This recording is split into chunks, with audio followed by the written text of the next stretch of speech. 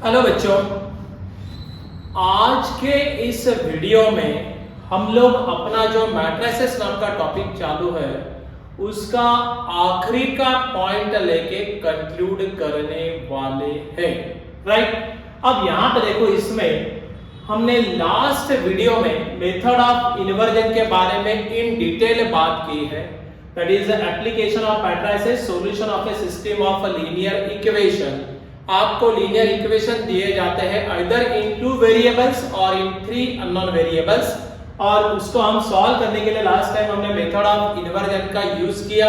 उसका पूरा in detail पहला एक सिंगल प्रॉब्लम लिया, सिंगल प्रॉब्लम लेके आपको उसमें ट्रांसफॉर्मेशन मेथड से ए इनवर्स बनाया, और हमने जो सेकंड प्रॉब्लम लिया उसमें 3 अननोन वेरिएबल्स लिए थे, उसको हमने एडजॉइंट मेथड से समझाया। करेक्ट। अब ये method of inversion in the last video complete हुआ है, इन डिटेल दिया है। अब आपको और वो प्रिपेयर करो। अब वही एप्लीकेशन ऑफ मैट्रिसेस में और एक मेथड है, मेथड ऑफ रिडक्शन। इससे भी आपको आंसर निकलता है, बट आपको एक सजेशन देता हूं, अगर ये बोर्ड में मेथड ऑफ रिडक्शन पूछेंगे तो आपको पूरा इन डिटेल बताना पड़ेगा। बट अगर यही प्रॉब्लम आपका एमसीक्यू में आता है, राइट, जो आप सीईटी या जेईई देने वाले हो, तो उसमें अगर आपको आंसर निकालना है तो आप सीधा मेथड ऑफ रिडक्शन करो, शॉर्टकट मेथड है, फटाफट आंसर आता है। करेक्ट। सो अभी हम जाएंगे मेथड ऑफ रिडक्शन को। ओके,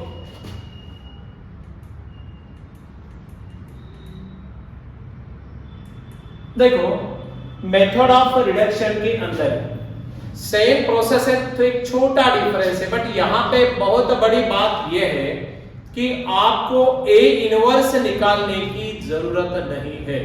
इस मेथड में ए इनवर्स निकालने की जरूरत नहीं। मैंने दोबारा रिपीट किया, सो आप यहां से फिर बढ़िया है, ए इनवर्स निकालने का तो बहुत टाइम जाता, वही क्लियर किया। अब देखो बाकी प्रोसेस सेम, आपको लीनियर इक्वेशन दिए जाएंगे एक्स वाई जेड में या एक्स वाई में, इक्वल टू कांस्टेंट नहीं होगा तो इक्वल टू कांस्टेंट में कर लीजिए। उसके बाद गिवन इक्वेशन, जो लीनियर इक्वेशंस आपको दिए हैं उसको आप मैट्रिक्स फॉर्म में लिखिए। मैट्रिक्स फॉर्म में लिखने का थीम वही है, a into x equal to b।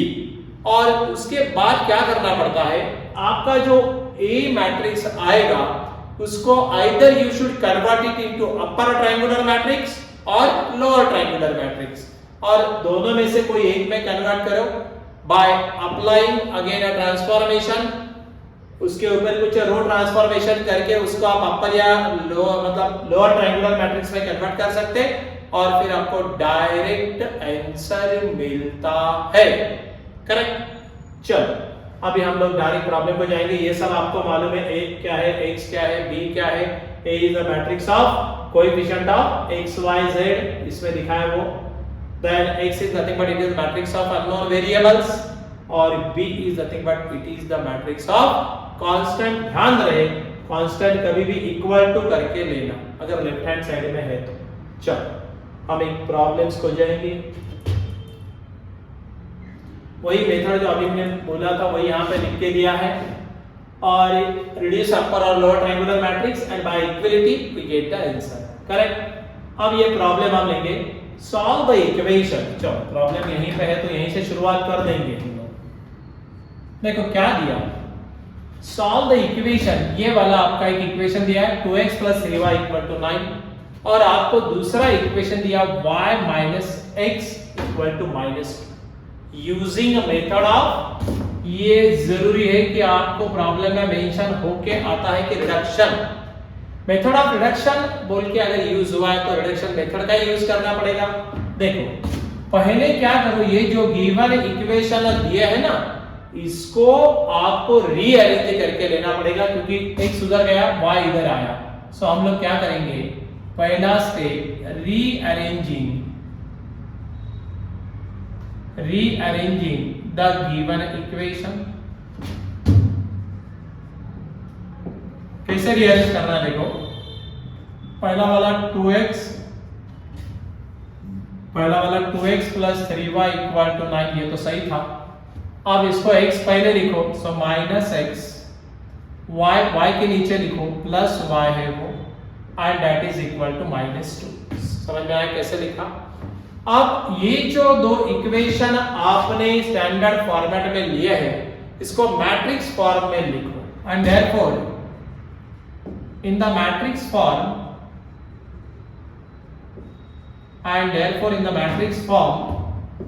the given equations is written as, in the matrix form given equation written as, क्या है matrix form? a into x equal to b। ध्यान रखिएगा, a बोले तो nothing but what, it is the matrix of coefficient of x and y। सो यहाँ पे 2, यहाँ पे 3। रीअरेंज करना इसलिए पड़ता है कि x के नीचे x का कोएफिशिएंट आना, तो यहाँ पे आ गया -1। ये अगर ऐसे फॉर्मेट में रहता तो अपने को y इधर x इधर प्रॉब्लम आता, तो हमने बराबर अभी यहाँ पे -1 लिखा और y का कोएफिशिएंट 1 लिखा। सही है? x is nothing but it is the matrix of what, unknown variable x and y, दो ही वेरिएबल है। और b बोले तो मैट्रिक्स ऑफ कांस्टेंट। यहां तक समझने में कोई दिक्कत नहीं होना, बराबर है? अब आपको ये बताया था, ये जो a मैट्रिक्स है ना, आप इसको either you should convert it into upper triangular matrix और लोअर ट्रायंगुलर मैट्रिक्स। आप बोलेंगे सर ये क्या होगा? देखो ना, ये जो मैट्रिक्स है इसको बोलते हैं प्रिंसिपल डायगोनल। ये प्रिंसिपल डायगोनल के नीचे के अगर सारे एलिमेंट नीचे के प्रिंसिपल डायगोनल के अगर 0 आप करते हो या हो जाते हैं या दिए जाते हैं, तो उसको क्या बोलते हैं? That is upper triangular matrix. क्या बोलने का? That is upper triangular matrix. और ये जो आपका प्रिंसिपल डायगोनल है, इसके ऊपर की सारी एलिमेंट, ऊपर की अगर आप सारे 0 करते हो या आती है या देते हैं, तो उसको क्या बोलते हैं? That is lower triangular matrix. ध्यान रहे, अपर ट्रायंगुलर लोअर ट्रायंगुलर में आपका कंफ्यूजन कैसे होता है? अपर बोले तो आप समझते हैं कि ऊपर के, वैसा नहीं है। अपर ट्रायंगुलर मैट्रिक्स में प्रिंसिपल डायगोनल के नीचे के एलिमेंट को 0 करना है और लोअर ट्रायंगुलर में ऊपर के एलिमेंट को 0 करना है। करेक्ट? बस अब आपको समझ में आया कि इसको 0 करना बहुत आसान है। कोई एक को करिए, जो मैट्रिक्स देख के आप डिसाइड करो कौन सा आसान जाता है, कोई प्रॉब्लम नहीं। अब यहाँ पे देखो, हम लोग ये सोच रहे थे कि इसको 0 करना हमारे लिए आसान है। करेक्ट? सेम ऑपरेशन इधर परफॉर्म करने का, ध्यान में रखने का। अब देखो, सॉरी, अब यहाँ पे हम इसको 0 करेंगे तो क्या करेंगे? ऑपरेशन हम किसके ऊपर करेंगे? R2 के ऊपर करेंगे, बराबर? क्या ऑपरेशन करेंगे? इसको 0 करने का बहुत आसान है। कैसे करने का? यहां पे R1 प्लस, अगर मैंने इसको 2 से मल्टीप्लाई किया, R1 प्लस 2R, R2 के ऊपर ऑपरेशन कर रहे हैं, और ऑपरेशन क्या कर रहे हैं? R1 प्लस इसको 2 से मल्टीप्लाई करो 2R2। देखो ये ऑपरेशन अगर आप करते तो हमको क्या मिलता है? ऑपरेशन R2 के ऊपर है तो ये सेम होता 2 3। अब R2 के ऊपर ऑपरेशन हो रहा है, R1 है 2, यहाँ पे मैं 2 लिख देता हूं, 2 और यहाँ पे 2 1 जा -2, 2 -2 क्या हो गया? Directly work out to 0। सही? अब देखो R1 यहाँ पे क्या है? 3, यहाँ पे मैंने 2 से मल्टीप्लाई किया, 2 1 जा 2, 3 प्लस 2 क्या लिखूं? 5। आपको समझ में आ रहा है हमने क्या किया? ऑपरेशन कैसे किया? समझ में आया? वो देख के समझ में आता है कि 2 से मल्टीप्लाई करो और ऐड करो, डायरेक्टली 0 है। ओके, अब यहाँ पे तो xy कॉपी पेस्ट होता, same operation will be gets performed here. So यहाँ पे मैं लिखता हूँ 9। अब R1 प्लस 2R2 बराबर है ना, मतलब मैं R2 को 2 से मल्टीप्लाई किया, 2 2 जा 4, 9 प्लस 4, 9 प्लस 4 कितना होगा? 13। यहां तक समझने में कोई दिक्कत नहीं होना। करेक्ट? और अब देखो यहाँ पे डायरेक्टली आपको आंसर मिल जाता है, खत्म हो गया। इसको लिखने का ये कौन सा हो गया? ये प्रिंसिपल डायगोनल के नीचे के सारे एलिमेंट, अब एक ही एलिमेंट था ना 2/2 है, वो क्या हो गया? 0। आप इसके नीचे कमेंट दे दो, ऐसा कमेंट देना, now which is an upper triangular matrix, which is an upper triangular matrix. ये किस मैट्रिक्स में हमने कन्वर्ट कर दिया? इसको हमने कन्वर्ट कर दिया वो लिखने का, which is an upper triangular matrix. बस अब बाय मल्टीप्लिकेशन ये दो मैट्रिक्स का मल्टीप्लिकेशन करो। कंडीशन ध्यान में रखना, पहले के कॉलम दो दूसरे के रो के बराबर होना, दो कर सकते मल्टीप्लिकेशन, पहले रो ने पहले कॉलम को मल्टीप्लाई करो। क्या लिखूं? देखो 2 multiply by x 2x, 3 multiply by y 3y। क्या बात है।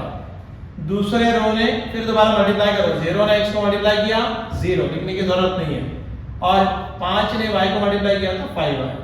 Correct. And that is equal to what? 9 and 13 बराबर है। And by equality of matrix, देखो हमने रिड्यूस किया ना, यहाँ पे एक ही आपका अननोन वेरिएबल है, यहाँ पे दो, सो रिड्यूस हो रहा है। So by equality of matrix, by equality of matrix क्या होता है? अब देखो पहला इक्वेशन आता है 2x + 3y इक्वल टू क्या हो गया? 9। करेक्ट। सेकंड इक्वेशन क्या आया? 5y equal to what? 30। तो आपको y का वैल्यू मिला, क्या मिला? y का वैल्यू, y का वैल्यू मिला 13/5। आपको समझ में आया का कि y का वैल्यू हमने कैसे निकाला? करेक्ट। y का वैल्यू समझ में आया क्या? हमने कैसे बनाया यहाँ पे? No problem. हाँ ओके, एक बार हम लोग दोबारा मल्टीप्लाई करके देखते हैं। 2 multiply by x 2x + 3y equal to 9, सही है, बराबर है। और दूसरा इक्वेशन क्या आया? 0 ने x को मल्टीप्लाई किया 0 + 5y इक्वल टू 13। करेक्ट। सो आपका जो y का आंसर है ना, वो आंसर कितना आ रहा है? ये आंसर में कहीं तो अपने को यहाँ पे मेरे ख्याल से 9 - 2 है ना यहाँ पे। तो यहाँ पे हमने ऑपरेशन जब किया तो यहाँ पे r1 + 2 r2 में जरा चेक करो, r1 कितना है अपना?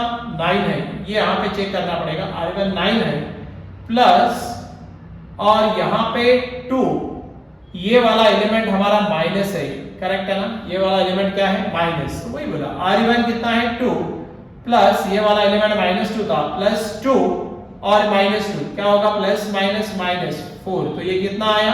5। सही है, ये आया आपका 5। अब ठीक है। So by equality of matrix यहाँ पे देखो ये 5 आया, 9 और 5। अब दोबारा हम मल्टीप्लाई करेंगे। सो 2x + 3y इक्वल टू 9, पहला इक्वेशन 5y इक्वल टू क्या आया? ये 5 आया। तो y का आंसर कितना आया? y का आंसर आया 1। सही, ओके। और अब ये y की वैल्यू अगर आप इधर पुट करते हो, सो 2x + 3 1 था, y की वैल्यू कितनी? 1 है ना। So 3 1 3 equal to 9, nothing but 2x equal to, ये 3 उधर गया तो 9 - 3 कितना होता? 6। और आपका x कितना आया? 3।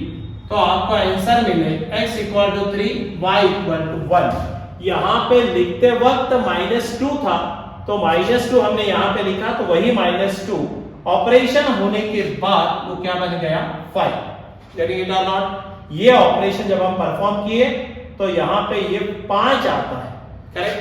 बस उतना ये लेने का, तो आपको आराम से ये प्रॉब्लम जल्दी से जल्दी सॉल्व हो जाता है। मेथड बहुत ही आसान है, करेक्ट। अब हम एक और प्रॉब्लम लेंगे जो 3 वेरिएबल में रहे, करेक्ट। ये कौन से वेरिएबल में है? ये खाली x और y में था। एक प्रॉब्लम x y z में लेके दिखाते हैं और फिर हम लोग इसको कंक्लूड करेंगे। सो आपको दोनों वेरिएबल्स के प्रॉब्लम की प्रैक्टिस हो जाएगी। एक बार go through it. Okay, so proceed to, अब हम और एक प्रॉब्लम लेंगे यहाँ पे।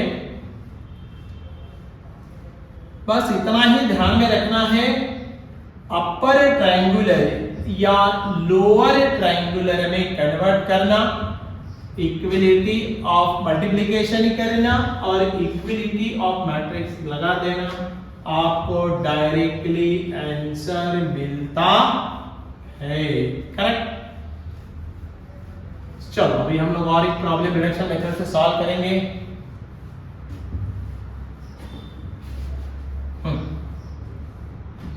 अब देखो एक और प्रॉब्लम लेके, हाँ ठीक है। Solve the following equation by method of reduction. अब आपको समझ में आ रहा होगा ये प्रॉब्लम में ऑलरेडी कितने वेरिएबल्स है, 3 वेरिएबल। तो एक 2 का सॉल्व किया, एक 3 का, बराबर। आप देखो ये पहले गिवन इक्वेशन को एक के नीचे एक लिख दो। गिवन आपको क्या दिए इक्वेशंस, देखो x plus 3y plus 3z equal to 12, सही। आपका सेकंड इक्वेशन क्या दिया, x plus 4y plus 4z equal to 15, सही है। और आपका अगेन इक्वेशन क्या दिया, x plus 3y plus 4z equal to 30, बराबर लिख दो। अब इसको मैट्रिक्स फॉर्म में कन्वर्ट कर दो, and therefore in the matrix form, and therefore in the matrix form it is written as, matrix form में हम इसको कैसा लिखते हैं, देखो in the matrix form it is written as a into x is equal to क्या, b।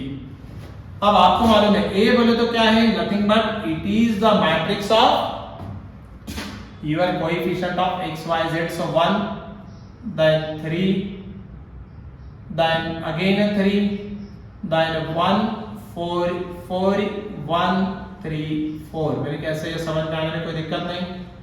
x बोले तो nothing but it is the matrix of unknown variables, x y z unknown variable है आपके, और यहाँ पे क्या है 12 15 13, समझ में आया। अब आपको यहाँ पे इनवर्स कोई बनाने की जरूरत नहीं है, डायरेक्टली हम लोग क्या करेंगे, ट्रांसफॉर्मेशन अप्लाई करेंगे, और either you should convert it upper triangular और लोअर ट्रायंगुलर। अब देखो यहाँ पे हमको देखने के बाद ही समझ में आ रहा, ये 1 का यूज करके हम इसको 0 जल्दी से जल्दी कर सकते हैं, और यही 1 का यूज करके हम इसको भी 0 कर सकते हैं। तो अपने को 2 अल्टीमेटली 0 हो गए, फिर क्या 1 0 किया तो फाइनल हो गया प्रॉब्लम। देखो कैसे करने का, बाय यूजिंग क्या हम ऑपरेशन करेंगे, हम ऑपरेशन करेंगे R2 के ऊपर, है ना, इसको 0 करने का, R2 माइनस R1 1 माइनस 1 0, और अगेन R3 के ऊपर भी ऑपरेशन कर दो, और ऑपरेशन R3 के ऊपर क्या करेंगे, R3 माइनस R1, समझ में आया। ये दोनों ऑपरेशन 1 बाय 1 करने का, साइमल्टेनियसली नहीं, 1 बाय 1, पहले ये कंप्लीट करा दो। R1 को copy paste 1 3 3, R2 minus R1 1 minus 1 क्या करूं 0, 4 माइनस 3 क्या करूं 1, 4 माइनस 3 क्या करूं 1, समझ में आया। बहुत simple operation. R3 minus R1 1 minus 1, ये पहला वाला जो लिखते हैं ना उसके ऊपर ऑपरेशन करते हैं 0, 3 माइनस 3 3 माइनस 3 0, 4 माइनस 3 क्या लिखो 1, समझ में आ रहा है। 1 माइनस 1 0, 3 माइनस 3 0 एंड 4 माइनस 3 1। अब यहां पे हम लिखेंगे that is nothing but x y z, सही है, and that is equal to same operation इधर परफॉर्म करने का, ये तो 12 लिख दो। R2 माइनस R1 12 माइनस अपना 15 माइनस 12, R2 में से R1 निकालो, 15 माइनस 12 कितना लिखो 3, R3 माइनस R1 13 माइनस 12 कितना लिखो 1। मेरे ख्याल से यहां तक समझ में आया, यहां तक समझने में कोई दिक्कत नहीं होना। अब देखो ये वाला जो आपका प्रिंसिपल डायगोनल है उसके नीचे के जो सारे एलिमेंट हैं, अब देखो ये सारे एलिमेंट 0 हो गए ना इसके नीचे के प्रिंसिपल डायगोनल के, और नीचे के एलिमेंट अगर 0 हो गए तो उसको कौन सा मैट्रिक्स बोलते हैं, that is upper triangular matrix, and therefore it is an upper triangular matrix, समझ में आया। it is an upper triangular matrix, और अगर ये अपर ट्रायंगुलर मैट्रिक्स में कन्वर्ट हो गया होगा तो डायरेक्टली मल्टीप्लिकेशन करो, पहले रो ने पहले कॉलम को मल्टीप्लाई करो, 1 मल्टीप्लाई बाय x क्या लिखो x, 3 मल्टीप्लाई बाय y क्या लिखो 3y, 3 मल्टीप्लाई बाय z क्या लिखो 3z, and that is equal to what, ये वाला अपना पहला वाला हो गया मल्टीप्लिकेशन, है क्या नहीं, ये वाला अपना पहला मल्टीप्लिकेशन हुआ। ओके, दूसरा वाला 0 ने x को मल्टीप्लाई किया तो क्या लिखो 0, 1 ने y को मल्टीप्लाई किया तो क्या लिखूं y प्लस 1 ने z को मल्टीप्लाई किया क्या लिखूं z बराबर है। अब तीसरे रो ने दोबारा कॉलम को मल्टीप्लाई करो, 0 ने x को मल्टीप्लाई किया 0, 0 ने y को मल्टीप्लाई किया 0, 1 ने z को मल्टीप्लाई किया z। अल्टीमेटली देखो यहाँ पे 1 अननोन 2 अननोन 3 अननोन, वैसा ही रिड्यूस होता है रिडक्शन, इसलिए इसका मेथड का नाम ही क्या है रिडक्शन मेथड। ओके अब इधर क्या लिखने का इक्वल टू में लिखने का 12 3 1 सही है 12 3 1 no problem.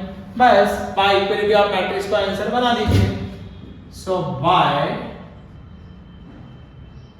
Equality of matrix, अब इक्विलिटी ऑफ मैट्रिक्स का अगर आप यूज करते हो तो क्या करना पड़ेगा, पहला इक्वेशन है तो डायरेक्ट ऐसे भी कर सकते हो z इक्वल टू 1 है ना, अपने को डायरेक्ट पहले z का आंसर मिला बराबर, सेकंड में y plus z equal to क्या, अरे y plus z equal to क्या 3, बट z की वैल्यू मालूम है ना 1, so y equal to 3 minus z की वैल्यू पर उधर करो तो y का वैल्यू कितना आया 2, सही है। आपको z मिला y मिला और आप पहला इक्वेशन से इक्वेट करो, सो आपको टाइम पास नहीं होगा, x plus 3y plus 3z equal to क्या आया 12।